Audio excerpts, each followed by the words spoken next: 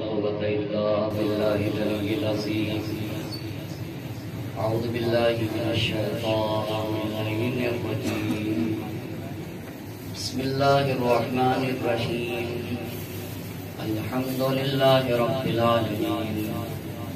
الصلاة والسلام على أشرف الأنبياء والمرسلين خاتم النبيين سيدنا ومولانا أبي القاسم محمد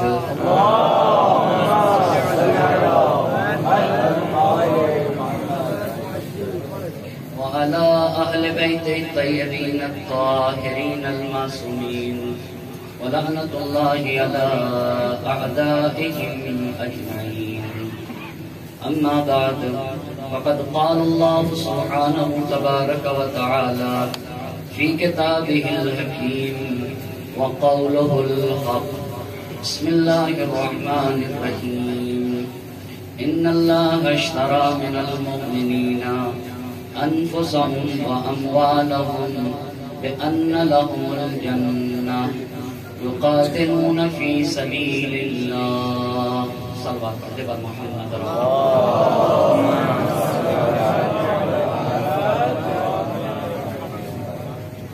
عشر مجالس کی چوتھی گفتگو ہے اور عنوان کی سخن ہے کربلا گام آگام.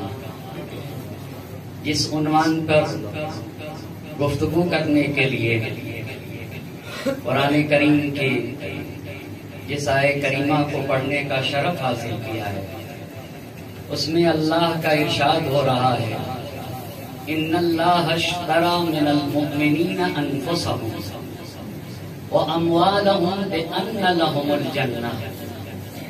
اللہ نے صاحبان ایمان سے ان کے نفوس اور مال کو خرید رکھا ہے اور اس کے مقابل میں انہیں جنت دی ہے. یہ صاحبان ایمان یقاتلون فی سبیل اللہ، ان کی خاصیت یہ ہے کہ راہ خدا میں جہاد کرتے ہیں اور راہ خدا میں قتال کرتے ہیں. فیقتلون ویقتلون، تو جب راہ خدا میں قتال کرتے ہیں تو نتیجہ یا تو وہ قتل کرتے ہیں یا قتل کیے جاتے ہیں. وعدن علیہ حقا فی التوراۃ والانجیل والقرآن، یہ اللہ نے وعدہ دے رکھا ہے کہ جو بھی ہماری راہ میں اپنی جان اور مال قربان کرے گا ہم اسے جنت دیں گے. یہ توریت میں بھی وعدہ کیا ہے، انجیل میں بھی اس کا وعدہ ہے اور قرآن کریم میں بھی یہ وعدہ موجود ہے. ومن اوفی بعہدہ من اللہ، اور اللہ سے زیادہ وعدے کی وفا کرنے والا دوسرا ہو ہی کون سکتا ہے. فاستبشروا ببیعکم الذی بایعتم بہ، تو جن لوگوں نے خدا سے ایسا معاملہ کر رکھا ہے ایسے لوگوں کو یہ تجارت مبارک ہو. وہ کون لوگ ہیں؟ التائبون العابدون الحامدون السائحون الراکعون الساجدون الآمرون بالمعروف والناہون عن المنکر. جو سماج اور معاشرے میں پہلے تو جو آب توبہ سے اپنے وجود کو پاک و پاکیزہ کرتے ہیں، التائبون العابدون الحامدون السائحون الراکعون الساجدون، اتنی مرحلوں کو طے کرنے کے بعد اب آتے ہیں اصلاح کے لیے الامرون بالمعروف ہے، آتے ہیں سماج اور معاشرے میں اچھائیوں کو پھیلاتے ہیں. والناہون عن المنکر، سماج اور معاشرے سے برائیوں کا خاتمہ کرتے ہیں. والحافظون لحدود اللہ، اور یہ وہ لوگ ہیں جو دین الہی کی حفاظت کرتے ہیں. اب غور طلب بات یہ ہے کہ صاحب ایمان کی یہ خاصیت ہے کہ جان اور مال سب راہ خدا میں خرچ کر دیتا ہے، لٹا دیتا ہے. تو بنیادی سوال یہ ہے کہ جب امام عالی مقام مدینہ چھوڑ رہے تھے مدینہ چھوڑ رہے تھے نا، اس آیت کے مصادیق میں سے ایک بارز مصداق سید الشہداء عیسیٰ کریمہ کے مدینہ چھوڑ رہے تھے، اور امام علی مقام نے یہ کہا تھا کہ من کان فینا باذلا محجتہ وموطنا علی لقاء اللہ فلیرحل معنا، جو جان دینا چاہتا ہے وہ ہمارے ساتھ چلے گا۔ تو وہ کون سی ایمان ہستیاں تھیں، کس گھرانے کے لوگ تھے اور کسے لے کر گئے تھے؟ یہ کوئی معمولی بات نہیں ہے کہ دین کی راہ میں اپنے گھر کو قربان کرنا یہ کوئی آسان کام نہیں ہے، یہ کوئی آسان کام نہیں ہے۔ آپ ذرا مباہلے کو بھی دیکھیے، مباہلے میں بھی جب دین کی بات آئی تو اللہ کے نبی کس کو لے کر گئے تھے؟ اپنے گھر والوں کو لے کر گئے تھے، اپنے گھر کو لے کر گئے تھے، اپنی جان کو لے کر گئے تھے، اپنے خون کو لے کر گئے تھے۔ اسی طرح سے سید الشہداء تاریخ نے لکھا ہے بھائی بنی ہاشم میں کئی گھر ہو گئے، بنی ہاشم میں، جس میں سے ایک اولاد ابو طالب ہے۔ اولاد ابو طالب کی جتنی برجستہ شخصیتیں تھیں، صرف ایک ام ہانی بنت ابو طالب ہیں جو جناب علی مرتضیٰ کی بہن ہے، مولا کائنات کی بہن، جناب ابو طالب کی بیٹی ام ہانی بڑھاپے کی وجہ سے مدینے میں رہی، محمد حنفیہ رہے، اور امام سجاد علیہ السلام زندہ رہے۔ یہ تین شخصیتیں، ہاں ہمارے پانچویں امام تھے مگر وہ تو کم سن تھے نا۔ ان تین کے علاوہ جتنے اولاد ابو طالب تھے سب دین کے کام آئے، سب، یعنی بنی ہاشم میں اولاد ابو طالب آپ بتا دینا، یا یہ کہ چھوٹی چیز ہے، بہت بڑا مسئلہ ہے کہ دین کی راہ میں پورے گھر کو قربان کر دیا جائے۔ امام حسین علیہ السلام اولاد ابو طالب کو لے کر نکلے تھے، قافلہ آگے بڑھ رہا ہے، مکہ مکرمہ میں پہنچ گئے، اور مکہ مکرمہ میں پہنچنے کے بعد پہلا مرحلہ یہ تھا کہ بصرے کو خط لکھا گیا، وہاں کے اوپر یزید بن مسعود کی تلاش و کوشش کو ذکر کیا گیا، یزید بن نبیت کے آنے کو ذکر کیا گیا اپنے بچے کو، اور پھر ملاقاتیں جو ہیں مکہ مکرمہ میں سید الشہداء سے، اس میں سے ایک ملاقات کا کل تذکرہ ہوا، وہ عبداللہ ابن عمر کی ملاقات۔ لیکن اب آج جن باتوں کو آپ کے خدمت میں عرض کرنا چاہوں گا وہ چند اہم باتیں، جس میں سے ایک ملاقات ہے عبداللہ ابن زبیر کی۔ تاریخ میں جو لوگ سید الشہداء سے ملے ہیں نا، ان میں سے ہر ایک نے سید الشہداء کو روکا ہے، مگر صرف ایک شخص چاہتا تھا کہ یہ جلدی سے مکہ مکرمہ خالی کریں، اور یہی عبداللہ ابن زبیر ہے۔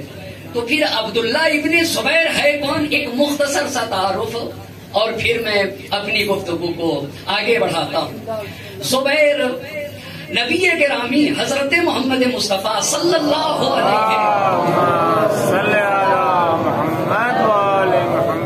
علیہ وسلم کی پھوپھی کے بیٹے کو زبیر کہتے ہیں، اور عبداللہ یہ زبیر کے بیٹے ہیں۔ تو خوب عبداللہ ابن زبیر کے باپ ہوئے، عبداللہ کے باپ ہوئے زبیر، اور عبداللہ کی ماں ہے اسماء ذات النطاقین، یہ خلیفہ اول کی بیٹی ہیں اور جناب عائشہ کی بہن ہے۔ تو عبداللہ ابن زبیر کی خالہ ہو جائیں گی جناب عائشہ، توجہ کرنے کی ضرورت ہے۔ یہ شخص عبداللہ ابن زبیر تاریخ کربلا میں یہ وہ فرد ہے کہ جو چاہتا تھا کہ جتنا جلدی ہو سکے حسین مکے سے باہر چلے جائیں۔ یہ ڈرا ہوا تھا، سہما ہوا تھا، چھوٹ آ کر کہہ رہا تھا کہ رکیے، مگر اس کے دل کی دھڑکنیں کہہ رہی تھی کہ جتنا جلدی ہو سکے حسین مکے کو خالی کر دیں۔ کیوں؟ بہت توجہ کرنے کی ضرورت ہے اور یہاں رک کے سوچنے کی ضرورت ہے۔ ممکن ہے ظاہری اعتبار سے کوئی دیکھے تو آپ دیکھیے دونوں لوگ مدینے سے نکلے، امام حسین بھی نکلے، عبداللہ ابن زبیر بھی نکلا، دونوں نکلے یا نہیں نکلے؟ کیوں نکلے تھے؟ امام حسین نے بھی کہا میں بیعت نہیں کروں گا، عبداللہ ابن زبیر نے بھی کہا میں بیعت نہیں کروں گا۔ امام حسین بھی مکہ گئے، عبداللہ ابن زبیر بھی مکہ گیا۔ دونوں گئے ہیں اور دونوں ظاہر تو ایسا دکھ رہا تھا کہ دونوں کو اسلام کی محبت ہے، مگر فرق کیا ہے اسے پہچاننا پڑے گا، زمانے کے گزرنے کے بعد خوب پتا چلے گا۔ عزیزان محترم، یہ جو قرآن کی آیت کہہ رہی ہے نا، اپنی جان دے کر اسلام بچانا، یہ حسین، محمد اور آل محمد کے گھرانے کا کام ہے، یہ کسی اور گھرانے کا کام نہیں ہے۔ توجہ کریے گا، بڑی اہم باتیں ہیں، دو باتیں۔ اپنے کو سپر بناؤ تاکہ اسلام بچ جائے، یہ ایک گھر ہے، اور کچھ لوگ ایسے ہوتے ہیں اسلام کو سپر بناؤ تاکہ ہم بچ جائیں۔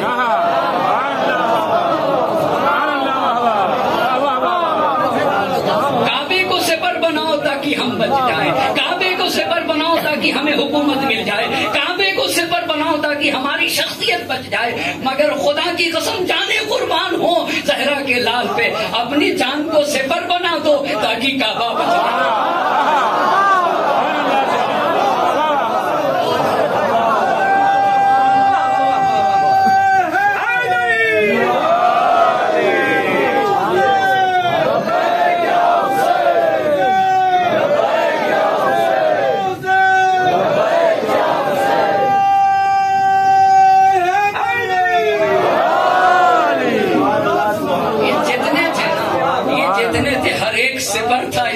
ہر ایک حسین کے ساتھ جانے والا سپر تھا۔ ہم اسلام کو صدمہ نہ پہنچنے دیں گے، ہمارا سینہ حاضر ہے، بڑا فرق ہے، اس پہ سوچنے کی ضرورت ہے۔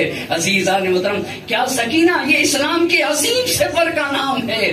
ہم اپنے کو سپر بنائیں گے تاکہ اسلام بچ جائے، دین بچ جائے، قرآن بچ جائے، شریعت بچ جائے، مذہب بچ جائے۔ عزیزان محترم، یہ فرش ازاں، میں بارہا کہا کرتا ہوں، یہ فرش ازاں فرش ازاں نہیں ہے، یہ کوثر حسینی ہے۔ یہاں پر توقف کرنے کی ضرورت ہے، یہ کوثر حسینی ہے، کوئی فرش ازاں پہ نہیں آتا ہے، کوثر حسینی میں آتا ہے۔ تو کوثر حسینی میں آ کے کرتا کیا؟ نہا نہا کے اپنی روحوں کو طیب و طاہر کیا۔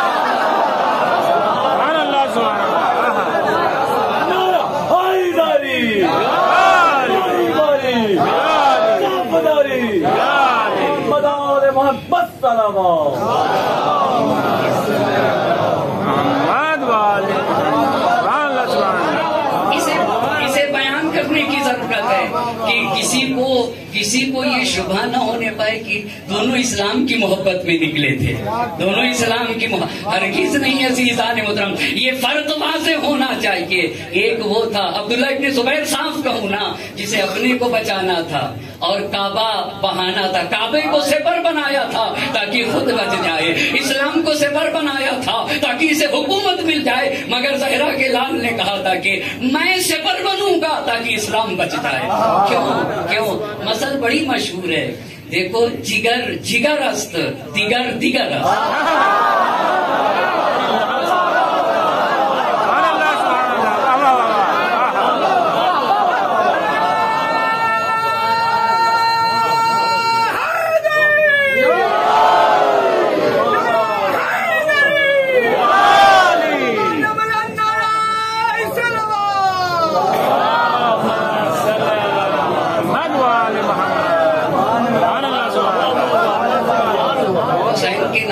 سیچا تھا، حسین کے نانا یہ دین لائے تھے، حسین کے بابا نے بچایا تھا، مٹ رہا ہے تو جگر ہی کو افسوس ہوگا۔ اسی لیے تو کہا تھا جب تک خون کا آخری قطرہ جسم میں باقی رہے گا حسین دین کے تحفظ کریں گے۔ ایسے ہی تھوڑی کہا ہے معین الدین چشتی اللہ مقامہ نے، شاست حسین، شاست حسین، دینست حسین، دیوانست حسین، سرداد نداد دردست دست دردست یزید، حقا کی بنا لا الہ است حسین۔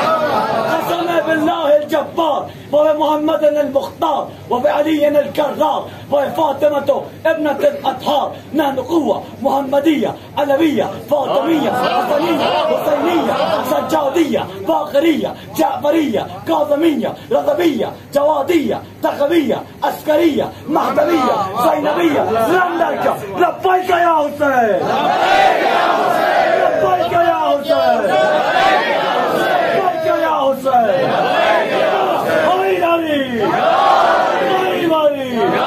محمد آل محمد صلی اللہ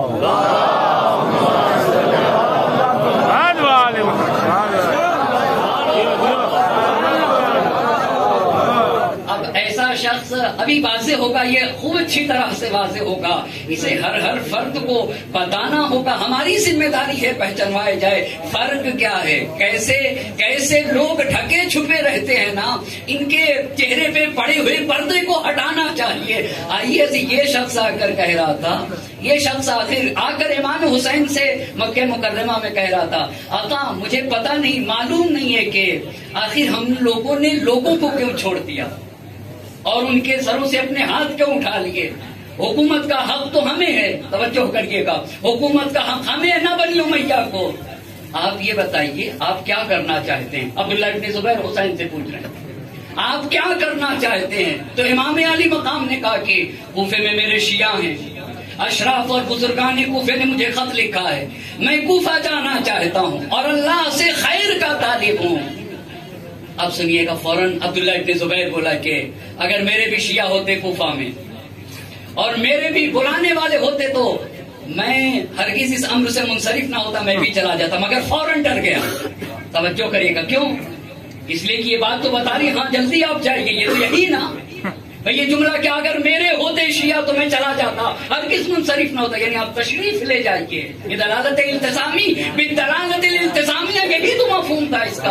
آپ لیکن فوراً ڈرا کہ کہیں میں متہم نہ ہو جاؤں، توجہ کرنے کی ضرورت ہے، کہیں میں متہم نہ ہو جاؤں۔ تو کہا اگر آپ یہاں قیام کریں تو بہتر ہے، مگر خدا کی قسم ضمیر کو، آواز کو پڑھنے والا حسین خوب سمجھ رہا تھا، خوب سمجھ رہا تھا۔ بس ایک مرتبہ کہا کہ اِنَّ أَبِي حَدَّثَنِي، توجہ کرنے کی ضرورت ہے، اِنَّ أَبِي حَدَّثَنِي أَنَّ بِمَكَّةَ كَبْشًا بِهِ تُسْتَحَلُّ حُرْمَتُهَا۔ توجہ کریے گے، میں نے پہلے یہ جملہ کہہ دیا نا، کچھ لوگ کعبہ کو سپر بناتے ہیں تاکہ خود بچ جائیں، کام میرے والد نے اور خوب چن کے امام علی علیہ السلام کا نام لیا۔ ذرا امام حسین کو پہچاننے کی ضرورت ہے۔ کیوں مولا کی حدیث سنائی؟ کیوں مولا کی حدیث؟ اس لیے کہ جنگ جمل کا بانی یہی ہے، جنگ جمل کا بانی یہی ہے، اپنے باپ کو پھسلا کے لانے والا یہ، اپنی خالہ کو تیار کرنے والا۔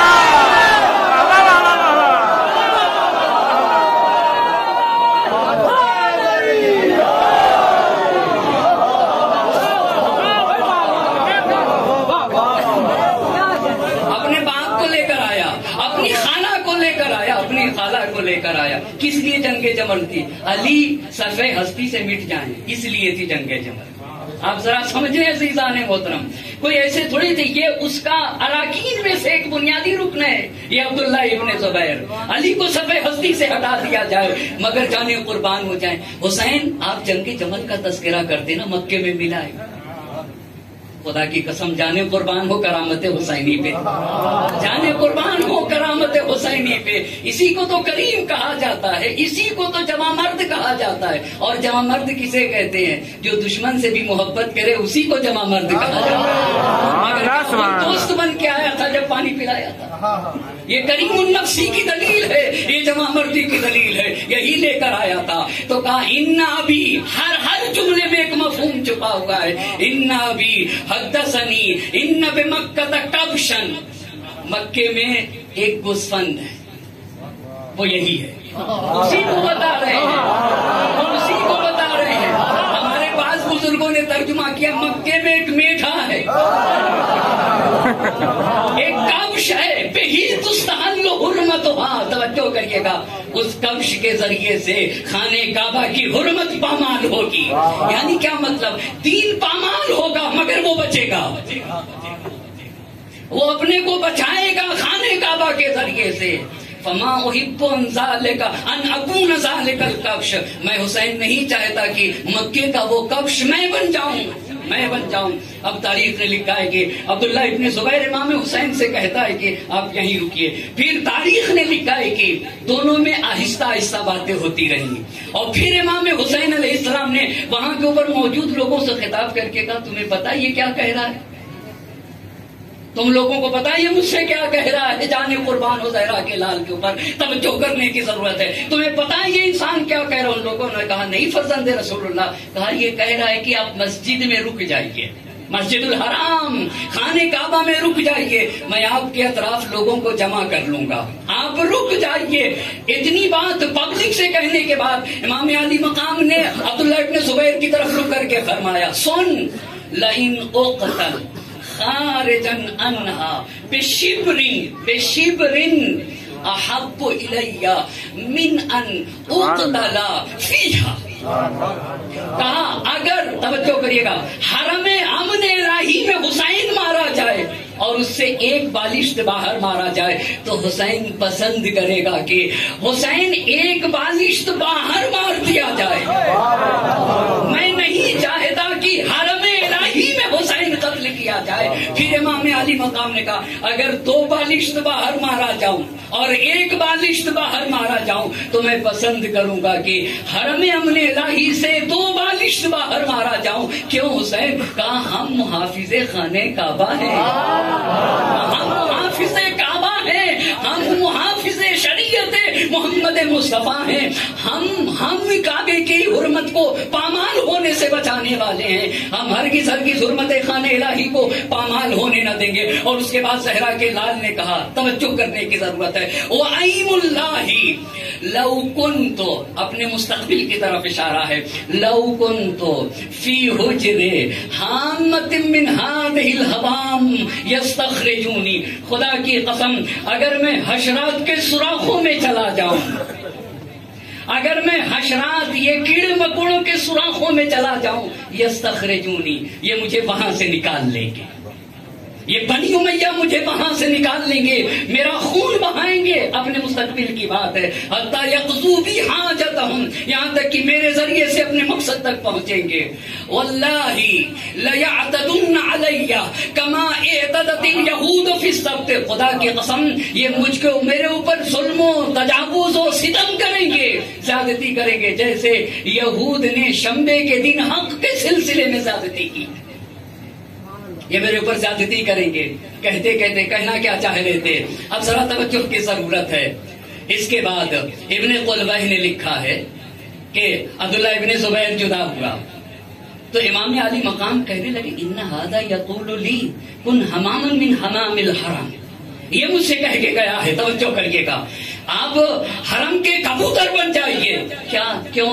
آپ حرم میں رک جائیے، بچ جائیے گا، ولو یہ کہ خانے کعبہ کی حرمت پامال ہو جائے، یہ مجھ سے کہہ رہا ہے۔ خدا کی قسم لئن اقتل فبینی وبین الحرم باع، اگر میں قتل کر دیا جاؤں اور میرے اور حرم کے درمیان میں باع، اس کو کہتے ہیں باع، اتنا فاصلہ ہو تو میں اسے پسند کرتا ہوں اس بات سے کہ میں قتل کیا جاؤں اور حرم اور میرے قتل کے درمیان 1 بالشت کا فاصلہ ہو، جتنا دور مارا جاؤں اتنا میں زیادہ پسند کرتا ہوں۔ پھر امام نے کہا لئن ادفن بشاط الفرات احب الی من ان ادفن بفناء الکعبہ، اگر میں فرات کے نہر فرات کے کنارے دفن کیا جاؤں تو میں اسے پسند کرتا ہوں اس بات کے مقابل میں کہ صحن کعبہ میں مجھے دفن کر دیا جائے، میں اسے پسند کرتا ہوں کہ مجھے صحن کعبہ میں دفن کر دیا جائے۔ اور پھر امام علی مقام نے کہا لئن اقتل بالطف، اگر مجھے کربلا کے میدان میں طف میں قتل کیا جائے تو یہ مجھے پسند ہے اس بات سے کہ من ان اقتل بالحرم، مجھے حرم میں۔ یہ بار بار کیوں؟ یہاں سے یہ فلسفہ سمجھ میں آئے گا کہ کیوں امام علی مقام اتنا عظیم، جس کو عبادت سے عشق ہو، جس نے 1 رات کی مہلت اس لیے لی تھی تاکہ اللہ کی عبادت کر سکے۔ حج کے 2 دن بچے ہیں، 2 دن بچے ہوئے ہیں، حسین اگر 2 دن رک جاتے تو کیا ہوتا، مگر جانیں قربان ہو جائے، ہم حج کو چھوڑ دیں گے مگر دین الہی کی حرمت کو پامال نہیں، ہم حج کو چھوڑ دیں گے، یہ عظمت حسینی ہے۔ حرم میں قتل کیا جاؤں یہ مجھے پسند نہیں ہے۔ اور اس کے بعد اس بات کو طبری نے بھی لکھا ہے، دیگر حضرات نے بھی لکھا ہے کہ امام حسین علیہ السلام نے کہا یہ عبداللہ ابن زبیر ہے نا، عبداللہ ابن زبیر ان ھذا لیس شیء من الدنیا احب الی من ان اخرج من الحجاز، کہا یہ سب سے زیادہ یہ چاہ رہا ہے وہ عبداللہ ابن زبیر کہ میں جلدی سے حجاز کو چھوڑ دوں۔ کیوں آقا؟ امام نے کہا وقد علم ان الناس لا يعدلونه، وہ خوب جانتا ہے کہ حسین کے ہوتے ہوئے اسے کوئی نہ پوچھے گا، وہ خوب جانتا ہے کہ حسین کے ہوتے ہوئے اصلاً اسے نہیں پوچھا جائے گا۔ وَوَدَّ أَنِّي خَرَجْتُ حَتَّى يَخْلُوَ لَهُ، وہ چاہتا یہ کہ میں مکہ چھوڑ کے چلا جاؤں۔ ایک صلوات پڑھیں گے بر محمد اور آل محمد۔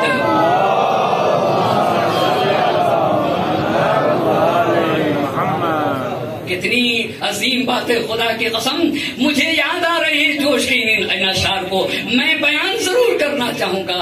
اے حاملان آتش سوزاں بڑھے چلو، ابھی بہت ایسے یزید موجود ہیں، توجہ کرنے کی ضرورت ہے سماج اور معاشرے میں۔ اے حاملان آتش سوزاں بڑھے چلو، اے پیروان شاہ شہیداں بڑھے چلو، اے پیروان شاہ شہیداں بڑھے چلو، اے فاتحان سر سر و طوفاں بڑھے چلو، اے پیروان سر سر و طوفاں بڑھے چلو، اے صاحبان ہمت یزداں بڑھے چلو۔ اس کے بعد شمشیر شمر عصر کے سینے میں پھونک دو، ہاں جھونک دو یزید کو دوزخ میں جو۔ صلوات پڑھیے گا بر محمد اور آل محمد۔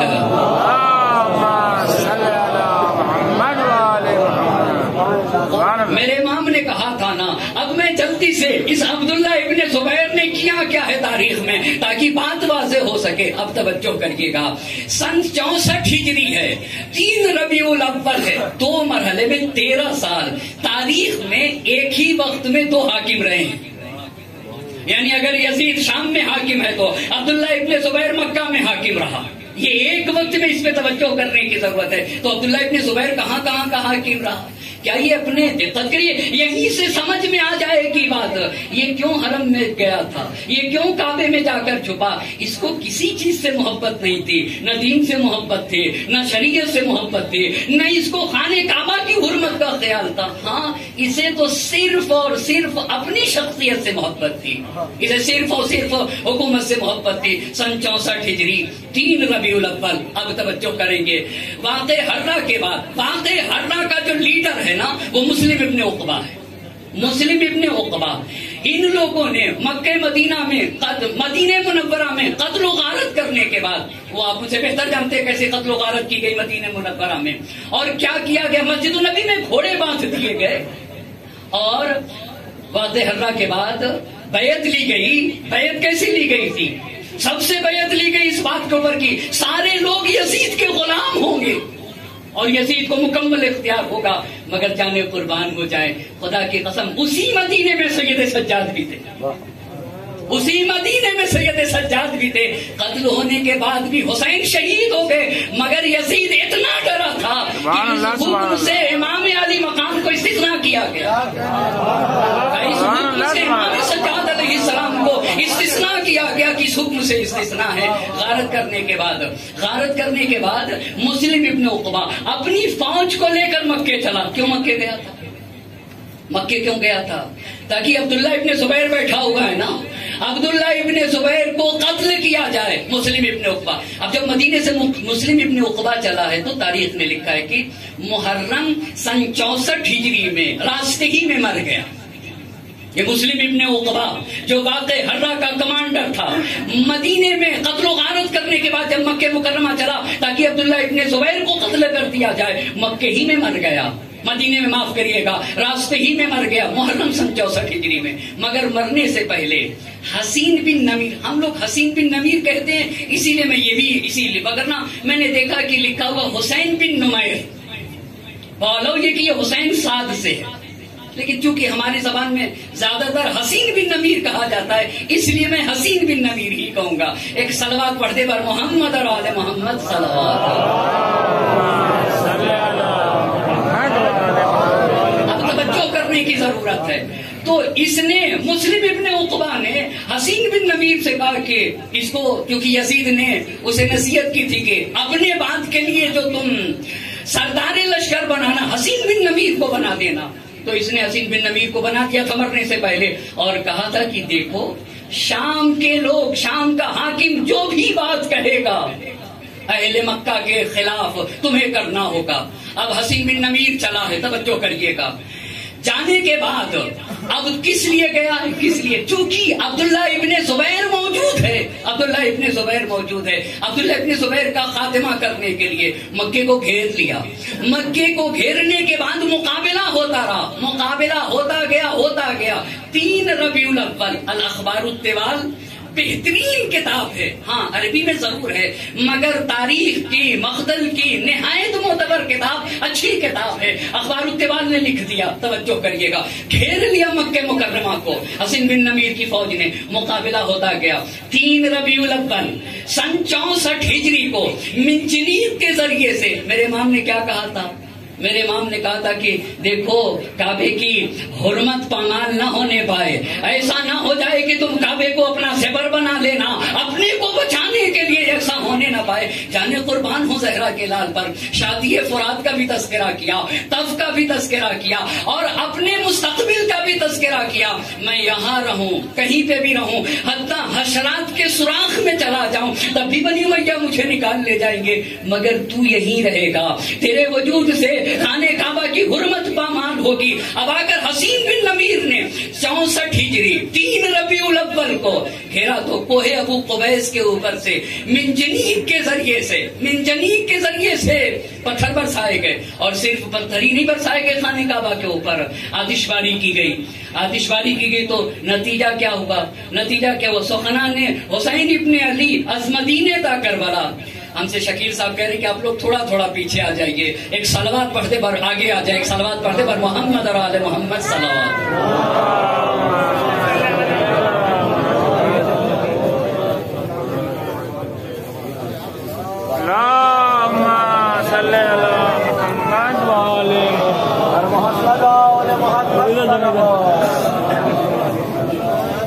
ایک اور صلوات پڑھتے بر محمد اور آل محمد.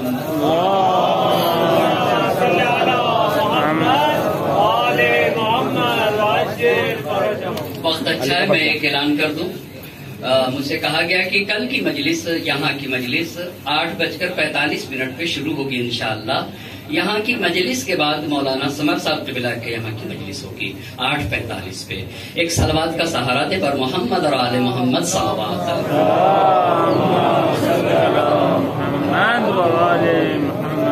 3 ربیع الاول سن 64 ہجری کو اس نے حسین بن نمیر نے منجنیق کے ذریعے سے کوہ ابو قبیس کے اوپر سے پتھر برسائے اور آتش باری کی.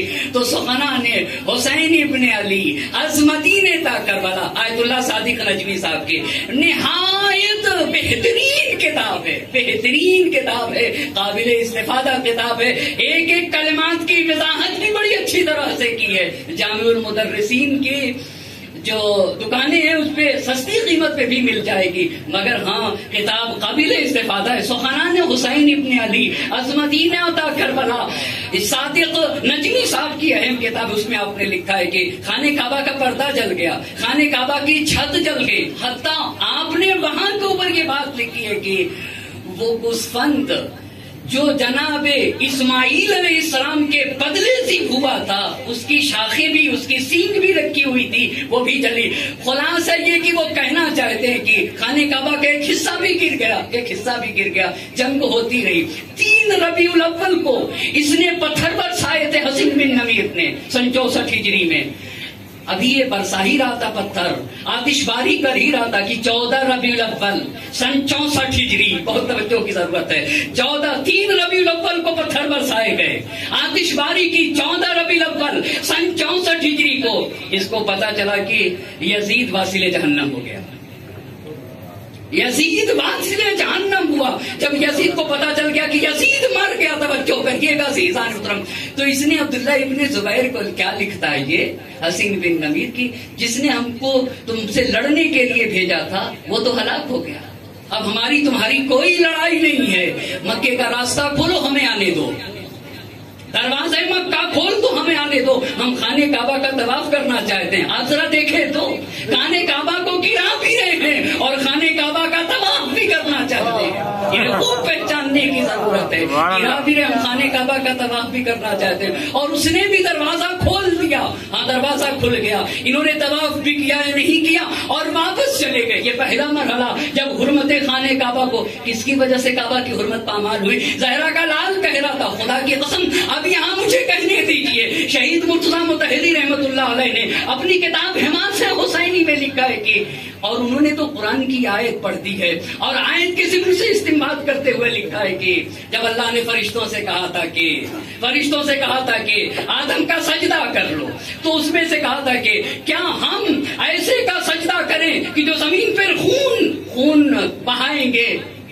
نحن نقدس لک, ہم تو آپ کی تقدیس و تحلیل کرتے ہیں, ہم ایسے کا سجدہ کریں. تو آواز قدرت آئی, انی عالم ما لا تعلمون, جو میں جانتا ہوں وہ تم نہیں جانتے. اور وہیں پہ شہید مرتضیٰ رحمت اللہ علیہ نے لکھا ہے کہ خدا کی قسم مدینے میں بہت ایسے لوگ تھے جو عقلائے عالم تھے, مگر ان کو شیشے میں وہ باتیں نہ دکھ رہی تھی جو کیچڑ میں حسین دیکھ رہے تھے.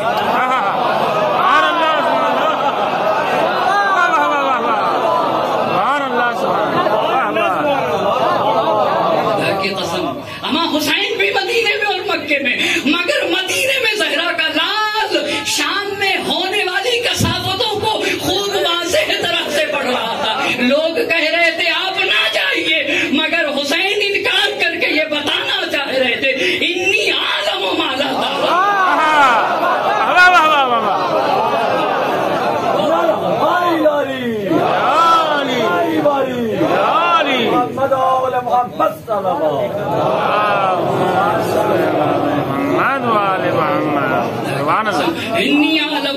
تعلمون. جب یہاں تک لے کر آیا تو بات کو روک کے اسے ضرور کہوں گا. ابراہیم آیتی علی اللہ مقامہ بررسی تاریخ عاشورہ, بڑی پیاری کتاب ہے مختصر مگر معارف کا سمندر ہے. جس نے سمندر کو, معارف کے سمندر کو کوزے میں سمویا ہے نا, وہ ابراہیم آیتی ہیں. جگہ جگہ شہید مرتضیٰ مطہری کہتے ہیں کہ آیتی دوستم آیتی انطور گفتے, دوستم آیتی انطور گفتے, دوستم آیتی انطور گفتے. جب میں نے مطالعہ کیا تو میں نے کہا آخر یہ آیتی کون ہے جس کی بار بار شہید مرتضیٰ مطہری کہتے ہیں کہ دوستم آیتی انطور گفتے, آیتی انطور گفتے, آیتی انطور گفتے. میں تو یہ کہتا ہوں مجھے تو آیتی سے عشق ہے, جتنی کتابیں ملے سب لے لیجیے, جتنی کتابیں ملے آیتی ابراہیم آیتی کی سب لے لینا چاہیے. انہوں نے بڑی پیاری بات لکھی ہے, کہا دنیا کے حکمراں اپنے پیغام کو پتھر پہ لکھتے ہیں, کوئی تختی پہ لکھتا ہے, کوئی کاغذ پہ لکھتا ہے, مگر زہرا کے لال نے نہ پتھر پہ لکھا, نہ تختی پہ لکھا, نہ کاغذ پہ لکھا.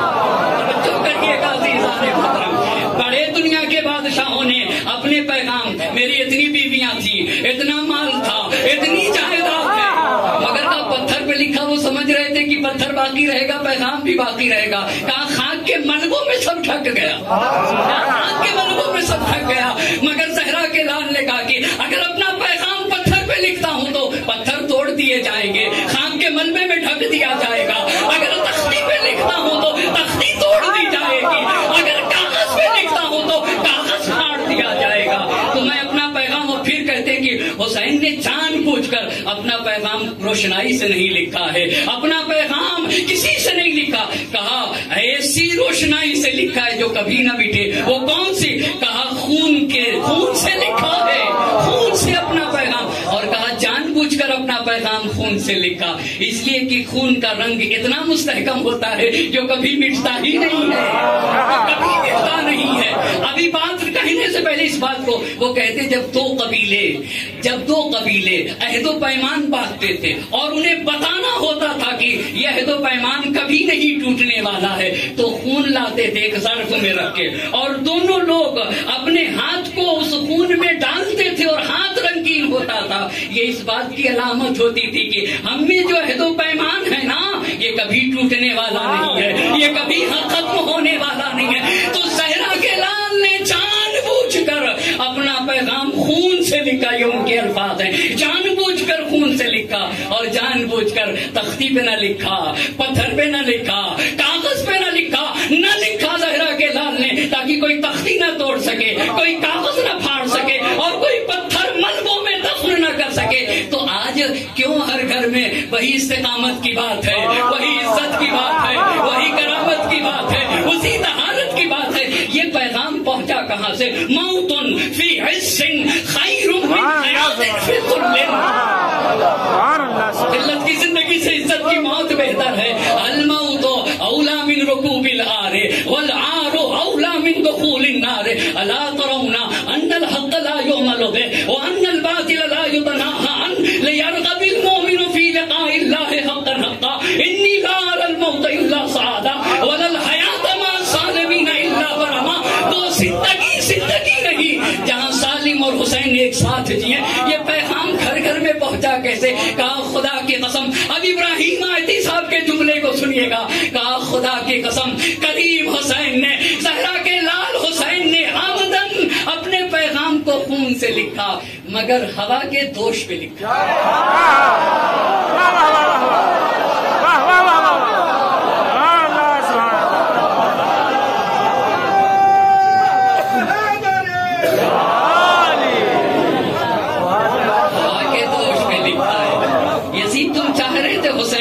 جائے گا بے درد کے حسرت کو نکلتے نہیں دیکھا.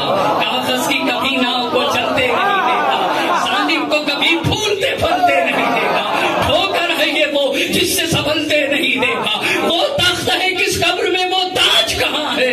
اے خاک بتا زور یزیدہ.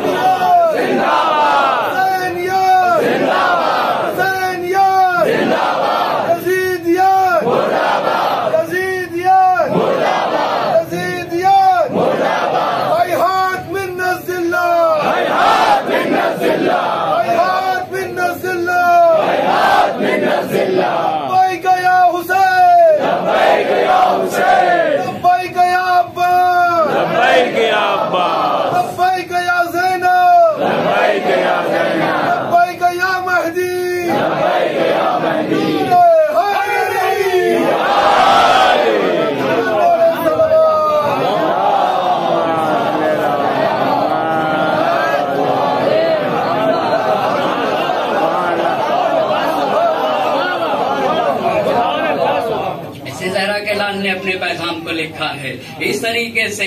امین امانت دار ہوا کے دوش میں لکھ دیا اور ہوا نے بھی ہر صاحب ایمان کے دل تک حسین کا پیغام امانت داری سے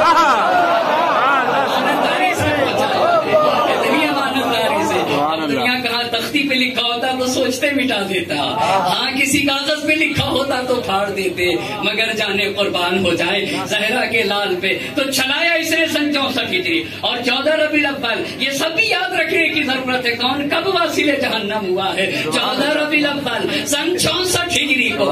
دوسرا یاد رکھیے گا شہادت حسین کے بعد 13 سال میں دو مرتبہ خانے کعبہ پہ حملہ ہوا. ایک سن 64 ہجری میں، دوسرا سن 73 ہجری. سن 73 ہجری جب حجاج ابن یوسف ثقفی اور عبد الملک بن مروان حاکم ہے. حجاج بن یوسف ثقفی کو بھیجا گیا. کیوں بھیجا گیا تھا؟ تاکہ عبداللہ ابن زبیر کو جانے قربان ہو جائے. یہاں سے سمجھ دیکھیں زمانہ گزرنے کے بعد حقیقتیں سمجھ میں آتی ہیں. زمانہ گزرنے کے بعد اس وقت شاید نہ سمجھ پاتا. کوئی ہوتا تو یہ کہتا دونوں اسلام کو بچانے کے لیے نکلے تھے. کہاں دونوں نکلے تھے؟ ایک کعبہ کو گرانے کے لیے اپنے کو بچانے کے لیے نکلا تھا مگر ایک اپنے جان دینے کے لیے دین کو بچانے کے لیے اپنی جان دینے کے لیے نکلا تھا. تبھی تو کہہ رہا تھا اگر میں حشرات کے سوراخ میں چلا جاؤں تو یستخرجونی، یہ لوگ مجھے نکال لیں گے. 73 میں حجاج ابن یوسف ثقفی نے 5 طرف سے مکے میں 5 طرف سے منجنیق کے ذریعے سے حملہ کیا خانے کعبہ کے اوپر. 5 طرف سے، ایک طرف سے نہیں. پتھر برسائے اور سن 73 میں تو حد ہو گئی. یہ عبداللہ ابن زبیر جا کر خانے کعبہ کے اندر چھپ گیا. خانے کعبہ کے اور سن 73 میں یہ مارا گیا ہے. یہ سن 73 کے اندر مارا گیا. اس میں بعض مورخین نے لکھا ہے کہ پورا کعبہ ویران ہو گیا. بھائی چلنے کی بات تو دور کی ہے، کہ پردے کعبہ جل جائے، خانے کعبہ کی چھت جل جائے، اس لیے کہ وہ بھی تو لکڑی کی ہے، چھت جل جائے، دیگر چیزیں، دیگر وسائل جل جائیں. تاریخ نے تو یہاں تک لکھ دیا کہ اس کی وجہ سے پورا خانے کعبہ ویران ہوا، خانے کعبہ ویران ہوا. زہرا کے لال سمجھاتے جا رہے تھے کہ دیکھو تمہاری وجہ سے حرمت کعبہ پامال نہ ہو پائے، مگر متوجہ نہ ہوا تو یہ ہے کون عزیزان محترم؟ خلاصہ تو کروں اس کا تاکہ بالکل بات واضح ہو سکے. میرے ایک دوست نے کہا کہ آپ نتیجہ بھی اور زیادہ واضح کر کے کر دیا کریں. ایک صلوات پڑھتے بار محمد اور آل محمد صلی اللہ علیہ وسلم. میں بہت شکر گزار ہوں اور یقیناً علماء ہیں، طلاب ہیں، افاضل ہیں، مفکرین ہیں، مصنفین ہیں، پڑھے لکھے. اس کا مطلب تھوڑی کہ اگر میں ممبر پہ بیٹھ کے مجلس پڑھ رہا ہوں تو میں پڑھا لکھا ہوں، ہرگز ایسا نہیں ہے. صاحبان فضل، علماء، افاضل، مصنفین، مفکرین، پڑھے لکھے لوگوں کا مجمع ہے. صاحبان، ہر فرد کو حق ہے، سوال کرنے کا حق ہے. یہ قم کی مجلسوں کا معیار رہا ہے. ہم نے اپنے ابتدائی دور میں دیکھا یہاں یہ معیار ہے ہمارے قوم کی مجلسوں کا، تاکہ یہ معیار قائم رہنا چاہیے کہ ہر کوئی آ کر ہر بات ممبر سے نہ پڑھے.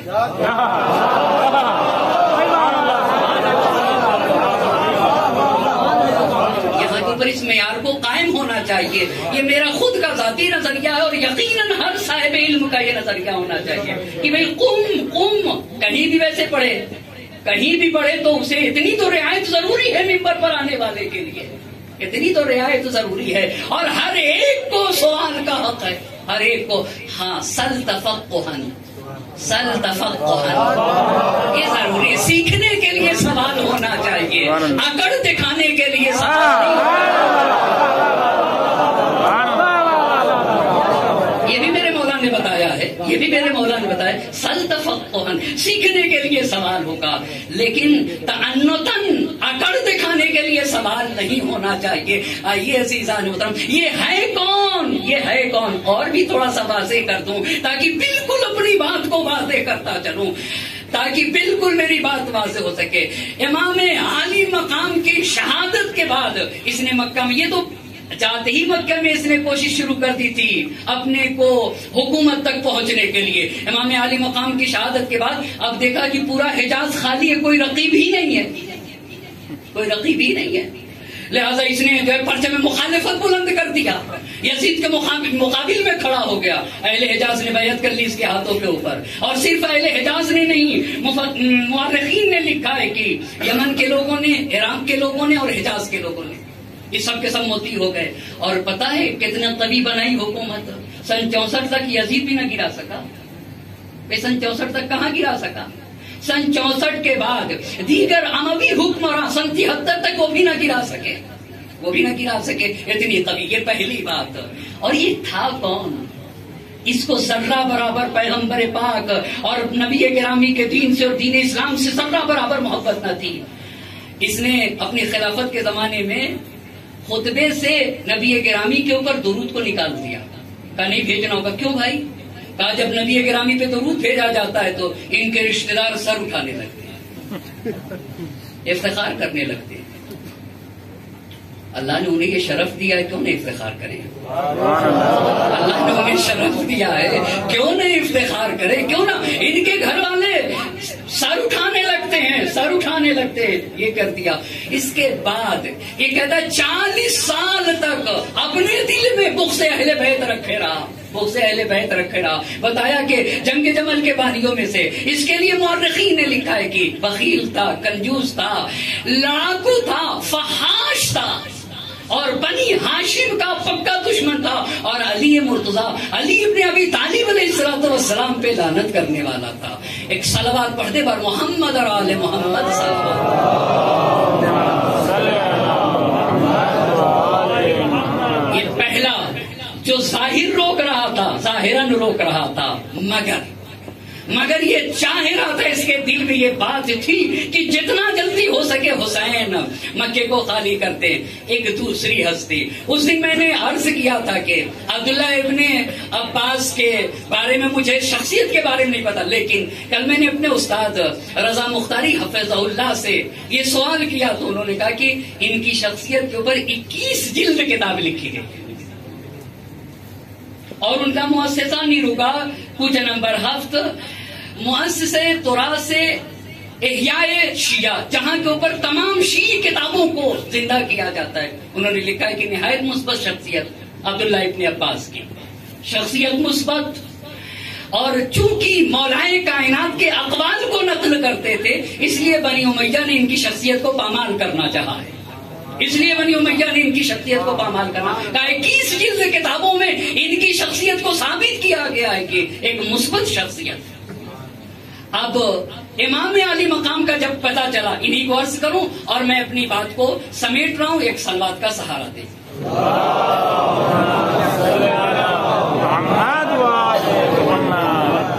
عبداللہ ابن عباس آ گئے. حسین یا ابن عم, یہ خبر پھیلی ہوئی مکے میں کہ آپ عراق جا رہے ہیں. بین لی ما انت صانع, آپ مجھے بتائیے آپ کرنا کیا چاہتے ہیں. تو امام علی مقام نے عبداللہ ابن عباس سے کہا کہ 2-1 روز کے اندر میں عراق کی طرف روانہ ہو جاؤں گا. تو عبداللہ ابن عباس بولے کہ آپ یہ بتائیے کیا عراق کے لوگوں نے اپنے امیر کو قتل کر دیا ہے؟ کیا عراق کے لوگوں نے اپنی زمین کو اپنے اختیار میں لے رکھا ہے؟ کیا عراق کے لوگوں نے اپنے دشمن کو عراق سے باہر کر دیا؟ اگر ایسا کر دیا ہے تو بسم اللہ, اگر ایسا کر دیا ہے تو بسم اللہ بسم اللہ. لیکن اگر ان کے سروں پہ ان کا امیر اب بھی مسلط ہے, توجہ کی ضرورت ہے, اب بھی مسلط ہے, اور اس کے عمال ابھی بھی ٹیکس لے رہے ہیں عراق میں, تو لا آمنوا علیک ان یغروک ویخذلوک ویکذبوک ویخالفوک, تو مجھے ڈر ہے کہ وہ آپ کو دھوکہ دے دیں گے, وہ آپ کی مخالفت کریں گے, وہ آپ کی تکذیب کریں گے, وہ آپ کو تنہا چھوڑ دیں گے. آپ نہ جائیے, بہتر یہ ہے کہ نہ جائیے. یہ ابھی مخنف نے لکھا ہے, بہتر یہ ہے کہ آپ نہ جائیے. امام علی مقام نے کہا استغفر اللہ وانظر ما یکون, میں اس سلسلے میں اللہ سے خیر کا طالب ہوں اور میں منتظر ہوں, دیکھتا ہوں کیا ہوتا ہے. یہ پہلے دن کی بات. دوسرے دن پھر عبداللہ ابن عباس آ گئے. عبداللہ ابن عباس آ کر کہتے یا ابن عم انی اتصبر ولا اصبر, صبر کرنا چاہ رہا ہوں, یعنی تظاہر بھی صبر کر رہا ہوں لیکن صبر نہیں ہوتا. وَإِنِّي أَتَخَوَّفُ عَلَيْكَ فِي هَذَا الْوَجْهِ الْهَلَاكَ وَالِاسْتِعْصَالَ. یا ابن عم مجھے ڈر ہے اس راستے میں آپ کی بابت مجھے خوف ہے.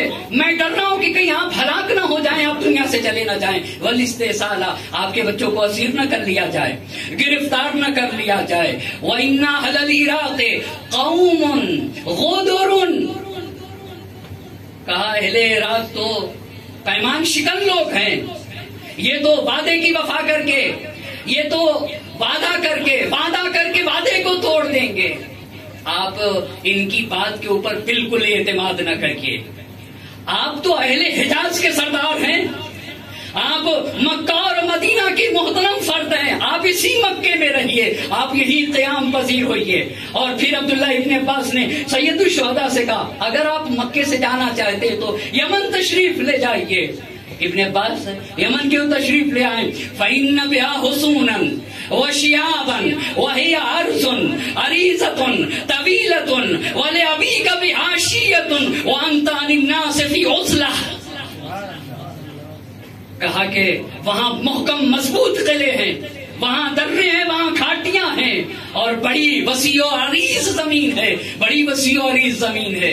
آپ کے والد کے چاہنے والے وہاں کے اوپر موجود ہیں, اور آپ لوگوں سے دور دراز رہ کے وہاں سے اپنے آپ کو محفوظ رہ سکتے ہیں. وہاں سے لوگوں کو اپنی بیعت کی طرف دعوت دیجیے گا, اس میں آپ محفوظ رہیں گے, اس میں آپ محفوظ رہیں گے. توجہ کرنے کی ضرورت ہے.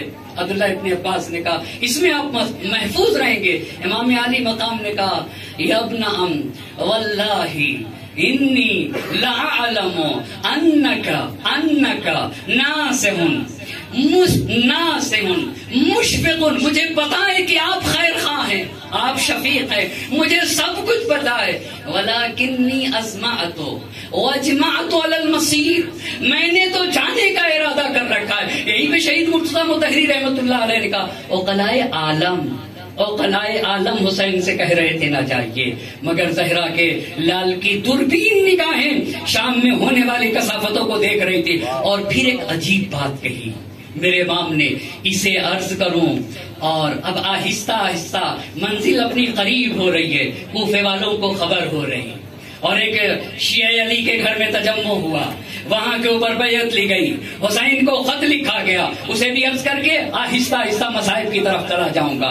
امام علی مقام نے ایک جملہ کہا، لا یدعونی لا یدعونی لا یدعونی، یہ لوگ مجھے چھوڑیں گے نہیں، حتی یستخرجونی، یہ لوگ نکال لیں گے مجھے، یستخرجو العلقۃ من جوفی، میرے خون کو میرے وجود سے نکال ڈالیں گے. اور اگر انہوں نے اذا فعلوا، اگر انہوں نے ایسا کیا تو سلط اللہ علیہم من یذلہم، اللہ ان کے اوپر ایسے کو مسلط کر دے گا جو انہیں ذلیل و رسوا کرے گا. اور کیسے ذلیل و رسوا ہوں گے؟ بہت معذرت کے ساتھ، اگر امام علی مقام نے یہ جملہ ارشاد نہ فرمایا ہوتا تو میں بھی آپ کی خدمت میں عرض نہ کرتا.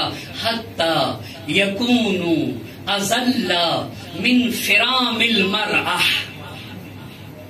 میں اپنے گاؤں کی دیہات کی ایک مثال دوں بہت معذرت کے ساتھ. کوئی ٹوائلٹ کرنے جائے اور ڈھیلا لے لے اور ڈھیلے سے اپنے فضلے کو صاف کر کے ڈھیلا پھینک دے. اس ڈھیلے کی کیا حیثیت ہے؟ میرا مجمع مجھے بتائے گا. اس ڈھیلے کی جس میں کثافت لگی ہوئی ہے اس کی کیا حیثیت ہے؟ کہا اگر تم نے حسین کا ساتھ نہ دیا تو تمہاری مثال اسی ڈھیلے کی طرح.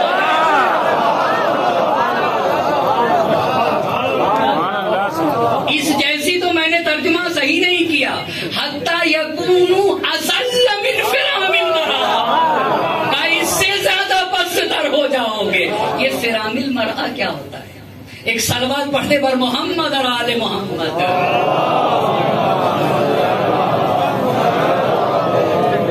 میری بات انشاءاللہ کی بات ہو گئی. صاحبان علم کا مجمع میں اسے توسیع نہ دے سکوں گا، میں اپنی بات کو پہنچا سکا. مگر ماہانہ عادت میں خاتون جو کپڑا رکھتی ہے خلیص خون کے لیے اسے فرام المرأة کہا جاتا ہے. کہاں اگر حسین کو چھوڑا گیا تو لوگ ویسے ہو جائیں گے، اس سے بھی پست ہو جائیں گے جتنا وہ گندا اور خلیص کپڑا پست ہوتا ہے، جتنا وہ خلیص اور پست کپڑا. خدا کی قسم یہ زہرا کا لال تھا، یہ حسین تھا. ہاشمی خون ایسے اثر ڈالتا ہے، ہاشمی جب خون ہوتا ہے.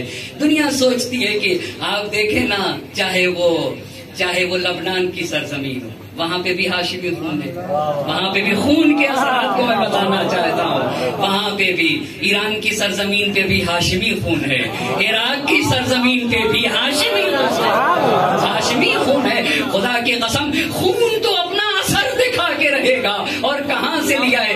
اس لیے کہ شام کی سرزمین پہ ایک ہاشمی جوان نے ہاشمی کردار ادا کیا تھا. وہ ہمارے چوتھے امام سجاد ہیں. تو کیوں نہ تحرک آئے گا، خون اثر ڈالے گا. ہاں خون ہاشمی خون مکے میں ہے، مگر کوفے میں اثرات نمایاں ہو جا رہے ہیں. سلیمان ابن سرد خزائی کے گھر پہ مجمع ہو گیا. سلیمان ابن سرد خزائی نے، اب اسے کل عرض کروں گا، انہوں نے خط لکھ دیا. امام علی مقام نے مسلم ابن عقیل کو بھیج دیا. مسلم ابن عقیل جب گئے ہیں مختار ثقفی کے گھر میں قیام کیا ہے تو وہاں کے اوپر مسلم ابن عقیل نے امام علی مقام کا خط پڑھ کے سنایا. جب خط پڑھ کے سنایا ہے نا تو امام کے خط کا اثر تھا. اگر امام چلے جائیں تو کیا اثر ہوگا؟ خط کا اثر یہ تھا. ابھی شبیب شاکری کھڑے ہو گئے اور کہنے لگے مسلم ابن عقیل سے کہ مجھے تو دوسروں کے بارے میں کچھ نہیں جانتا، میں اپنے خون کا ہر قطرہ دینے کے لیے راہ خدا میں تیار ہوں. کھڑے ہو کے سب سے پہلی تقریر، آپ کو پتا ہے دوسری تقریر کس نے کی؟ حبیب بن مظاہر. حبیب ابن مظاہر کھڑے ہو گئے، تقریر نہ کیا، آپ اس کی تائید کی، جو آپ اس کہتے ہیں وہی میرا نظریہ ہے، جو آپ اس کہتے ہیں وہی میرا نظریہ ہے۔ حبیب کون ہے؟ حبیب کون ہے؟ تاکہ میں حبیب کے مصائب کی طرف چل سکوں۔ حبیب کہتے کسے ہے؟ بڑی عظیم ہستیاں ہیں دو۔ ماؤں کا بھی کیا کردار رہا ہے تاریخ میں؟ اگر کسی ماں نے کسی کا نام حر رکھ دیا تو وہ حر بن کے کامیاب ہوا، وہ حر بن گیا، اور اگر کسی کی ماں نے کسی کا نام حبیب رکھا تو وہ حبیب بن کے نکلا، وہ حبیب بن کے نکلا ہے۔ کیسا کردار رہا ہے ماؤں کا؟ تو حبیب کسے کہتے ہیں؟ بعض نے اکابرین تابعین میں سے لکھا ہے، بعض نے صحابی پیغمبر لکھا ہے، اور بعض نے لکھا ہے اصحاب سر امیر المومنین، اور بعض نے لکھا ہے کہ جنہیں علم بلایا اور منایا تھا اسے حبیب کہا جاتا ہے، جو آئندہ کی خبر دے دیتے تھے اسے حبیب کہتے ہیں۔ کوفے کا ایک واقعہ ہے اور یہیں سے جڑ جاؤں گا، کیا مقام ہے؟ حبیب کو حسین نے خط لکھا ہے، حبیب کو حسین نے خط لکھا ہے، مگر کوفے کی ایک جگہ ہے جہاں کے اوپر بنی سات جمع ہوتے تھے، وہاں پہ میثم تمار کھڑے تھے اپنا گھوڑا لیے ہوئے، اتنے میں حبیب آ گئے۔ تاریخ نے لکھا ہے کہ حبیب اور میثم تمار دونوں اتنا قریب ہوئے کہ دونوں کے گھوڑے کی گردنیں ایک دوسرے سے ٹکرا رہی تھی، اور حبیب نے میثم تمار سے کہا کہ میں ایک ایسے انسان کو دیکھ رہا ہوں کہ جس کے سر کے اوپر بال کم ہیں اور جس کا پیٹ نکلا ہوا ہے، مگر عمرو بن حریث کے گھر کے سامنے، عمرو بن حریث کے گھر کے سامنے اسے سولی پہ چڑھایا جائے گا، یہ حبیب کہہ رہے ہیں میثم تمار سے، اور اس کے پہلو کو زخمی کیا جائے گا اور اس کی زبان پھر کاٹ لی جائے گی، زبان کاٹ لی جائے گی تاکہ نبی اور آل نبی کے فضائل کو بیان نہ کر سکے۔ تو میثم تمار بولے کہ میں ایک ایسے انسان کو دیکھ رہا ہوں کہ جس کی کھال سرخ، جس کی کھال سرخ، جس کے دو گیسو ہیں، اور وہ نصرت حسین کے لیے قیام کرے گا، اسے کربلا میں قتل کر دیا جائے گا، مگر اس کا سر کوفے میں پھرایا جائے گا، اس کا سر کوفے میں پھرایا جائے گا، اس کا سر۔ یہ دونوں بات کر کے جدا ہو گئے، اتنے میں رشید ہجری آ گئے۔ رشید ہجری نے پوچھا کہ بھائی میثم تمار کا پتہ ہے، حبیب ابن مظاہر کا پتہ ہے؟ تو ان لوگوں نے کہا کہ ابھی وہ لوگ تھے ایسی ایسی باتیں کر رہے تھے۔ تو رشید ہجری نے کہا میثم تو ایک بات کہنا بھول گئے، ایک بات کہنا بھول گئے، وہ بات یہ تھی کہ کوفے میں جو حبیب کا سر لائے گا، جو حبیب کا سر کوفے میں لائے گا اسے 100 درہم زیادہ انعام دیا جائے گا، اسے 100 درہم زیادہ انعام دیا جائے گا۔ جتنے لوگ تھے یہ سمجھ رہے تھے کہ یہ جھوٹ بول رہے ہیں، مگر سب نے گواہی دی ہے تاریخ میں کہ کچھ ہی دن گزرے تھے کہ یہ سارا واقعہ ہم نے اپنی آنکھوں سے دیکھا ہے۔ ایسا حبیب کوفے میں، ایسا حبیب۔ اور ایک دوست، بچپن کا دوست، نرغ یادہ میں گرنے کے بعد اپنے حبیب کو خط لکھ رہا ہے۔ میں نے مقتل کے الفاظ دیکھے ہیں، میں نے کبھی یہ نہ سنا تھا، کبھی یہ نہ سنا تھا، اور اس سے پہلے میں نے یہ بھی نہ پڑھا تھا۔ حبیب جب جانے کو تھے، میں اپنی جگہ کے اوپر عرض کروں گا، ان کی اہلیہ نے ایک شرط لگائی تھی، میرے آقا کے پاس جانا ہوگا تو میری نیابت میں بھی ایک عمل انجام دینا ہوگا۔ ایک مرتبہ نرغ یادہ میں گھر جانے کے بعد زہرا کے لال نے خط لکھا، من الحسین ابن العلی الی الرجل الفقیہ، حسین غریب کی طرف سے ایک رجل فقیہ کی طرف، اجرکم اللہ، اللہ کسی غم میں نہ رلا، قاصد خط لے کے چلا، آ گیا دروازے حبیب کے اوپر، ایک مرتبہ دستک دی، حبیب اپنی اہلیہ کے ساتھ کھانا کھا رہے تھے، ایک مرتبہ پوچھا کون؟ کہا انا رسول الحسین الیک، میں حسین کا قاصد ہوں۔ ارے میرے آقا نے مجھے یاد کیا ہے، میرے آقا نے مجھے، فرزند رسول نے مجھے یاد کیا۔ دروازہ کھولا، کیا دیکھا؟ حسین نے یاد کیا ہے، حسین کا خط تھا، آنکھوں سے لگا لیا، اپنے سر پہ رکھا، میرے آقا نے مجھے یاد کیا ہے۔ ایک مرتبہ لفافے کو کھول دیا، حبیب تم تو جانتے ہو نا رسول اللہ سے ہمارا رشتہ کیا ہے، اجرکم اللہ، اے حبیب تم ہی سب سے زیادہ ہمارے بارے میں جانتے ہو۔ حبیب ہم نرغ یادہ میں گر گئے، ہم نرغ یادہ میں گر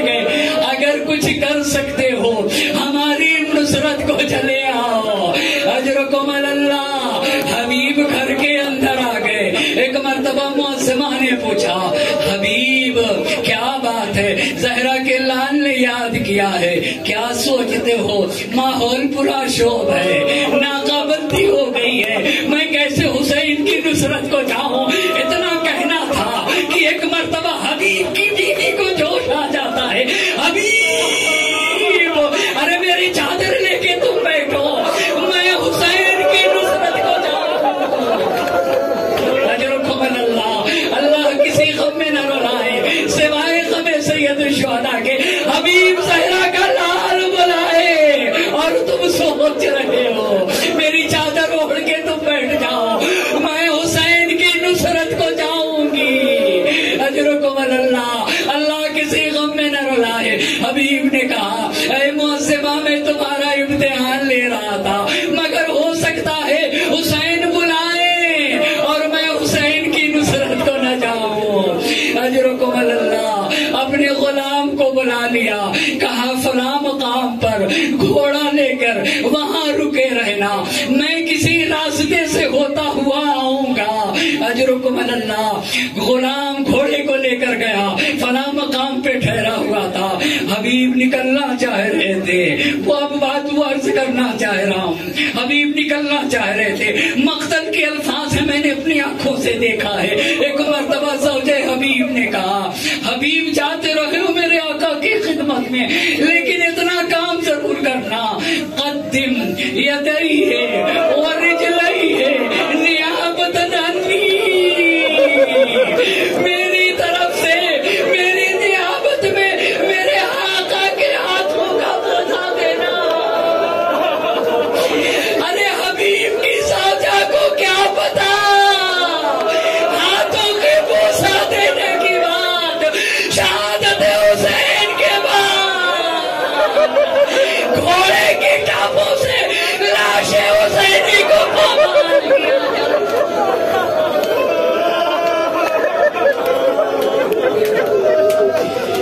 اجرکم اللہ, اللہ کسی غم میں نہ رلائے, میری نیابت میں میرے آقا کے ہاتھوں کا بوسہ دینا, میرے آقا کے قدموں کا بوسہ دینا. غلام گھوڑا لیے کھڑا تھا, مقتل کے الفاظ ہیں, گھوڑا دانے نہ کھا رہا تھا, پانی نہ پی رہا تھا, آنکھ سے زار زار آنسو گر رہا تھا. غلام کہہ رہا تھا حبیب کو آنے میں دیر ہو رہی تھی. غلام کہہ رہا تھا اے اسب باوفا, ارے گھبرا نہیں, اگر میرا آقا نہ آیا تو میں سوار ہو کے نصرت حسین کو جاؤں گا. حبیب پہنچ گئے, ارے سر کو پیٹ لیا, ہائے میرے آقا کی مظلومیت. اجرکم اللہ, اللہ کسی غم میں نہ رلائے, ہائے میرے آقا کی مظلومیات. جب جانور میرے آقا پہ آنسو بہا رہا ہے. حبیب گھوڑے پہ سوار ہوئے, غلام کو کہہ رہے ہیں کہ اے غلام میں نے تجھے آزاد کر دیا, جا میں نے تجھے آزاد کر دیا. ایک مرتبہ غلام نے, بڑا معرفت غلام تھا, ایک مرتبہ غلام اپنے آقا کے قدموں پہ گر گیا, اے آقا ارے تم نے انصاف نہ کیا, اپنی خدمت لینا تھی تو مجھے اپنے ساتھ رکھا, مگر نصرت حسین میں جانا چاہتا ہوں تو تم کہہ رہے ہو آزاد کر دیا.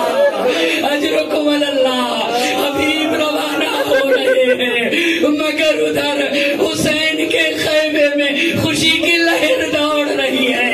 عجب نہیں زہرا کا لال کہہ رہا ہو اکبر آگے بڑھو, میرا بچپن کا دوست حبیب آ رہا ہے, قاسم آگے بڑھو. اللہ اللہ, اجرکم اللہ.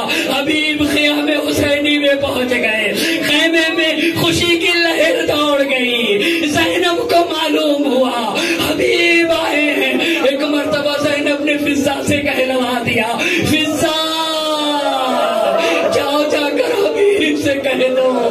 ادھر تو اشکیا کی فوج در فوج آ رہی تھی, حبیب سے کہہ دو زینب تمہیں سلام کہلا رہی ہے, زینب تمہیں سلام کہلا رہی ہے. ارے یہ کہنا تھا, حبیب خاکے کربلا پہ بیٹھ گئے. خاکے کربلا اپنے سر پہ ڈالنے لگے، ہائے حسین یہ مصیبت، شہزادیاں غلام کو سلام بھیجے، اجرکم اللہ، اللہ کسی غم میں نہ رلائے سوائے غم سید الشہداء کے۔ عصر کا ظہر کا وقت تھا، نماز ظہر ادا کی گئی، حبیب میدان جہاد میں گئے، میدان جہاد میں لڑتے لڑتے زمین کربلا پہ جب گرے، آواز دی وعلیک السلام یا ابا عبداللہ، اے حسین حبیب کا سلام آخر قبول کریے۔ ایک حبیب کی لاشیں پہ پہنچ رہا ہے، ایک مرتبہ حسین جب لاشیں حبیب پر پہنچے، للہ درک یا حبیب لقد كنت فاضلا تختم القرآن فی لیلۃ واحدہ، اجرکم اللہ۔ سن نہ سکو گے اللہ کسی غم میں نہ رلائے سوائے غم سید الشہداء کے۔ جیسے ہی حسین لاش حبیب سے اٹھے، راوی کہتا ہے بان الانکسار ولا وجیل حسین، حسین کے چہرے پہ شکستگی کے آثار۔ ارے راوی نے پوچھا حسین شکستگی کے آثار؟ ارے میرے بچپن کا دوست گزر گیا، مگر جب عباس گئے تو کمر تھام لی، اللہ کا سرازاری حسین کا بھائی چلا گیا، حسین بن بھائی کے ہو گیا۔